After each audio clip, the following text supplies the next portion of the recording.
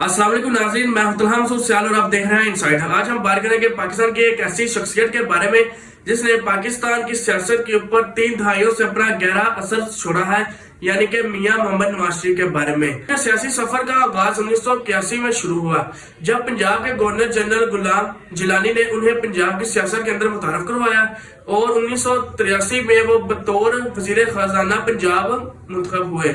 1985 में वो जब पाकिस्तान के अंदर गैर जमाती इंतखाबात होते हैं तो वो बतौर वज़ीर आला पंजाब मुंतखब हुए, तो उन्होंने पंजाब के अंदर, पंजाब कबीना के अंदर एक तरक्की का रास्ता का आगाज शुरू किया।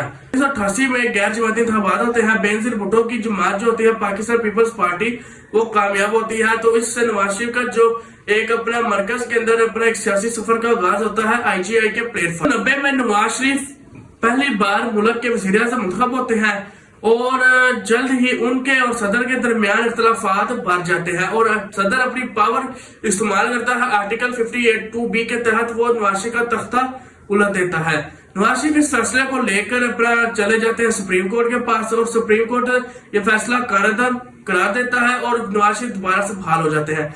लेकिन सदर और नवाज शरीफ की जो आपसी कशीदगी थी वो देर पार तक ना चल सकी और आखिरकार दोनों को इस्तीफा देना पड़ा। इसके बाद आ जाता है बेनजीर भुट्टो साहब का दौर। उसके ऊपर मैं एक अलग से वीडियो बनाऊंगा क्योंकि अभी मेरा फोकस था मियां मोहम्मद नवाज शरीफ के ऊपर। 1997 में मुल्क के अंदर दोबारा से इंतखाबात होते हैं। नवाज शरीफ दूसरी मर्तबा वज़ीर आज़म मुंतखब होते हैं। इस बार नवाज शरीफ अपनी सियासी जमात जिसका नाम पाकिस्तान मुस्लिम लीग नवाज है उसके प्लेटफॉर्म के ऊपर से इलेक्शन लड़ते हैं। इस बार नवाज शरीफ को जो अक्सरियत मिलती है वो 2 तिहाई अक्सरियत होती है और ये एक मजबूत अक्सरियत होती है किसी भी सियासी जमात को लिए।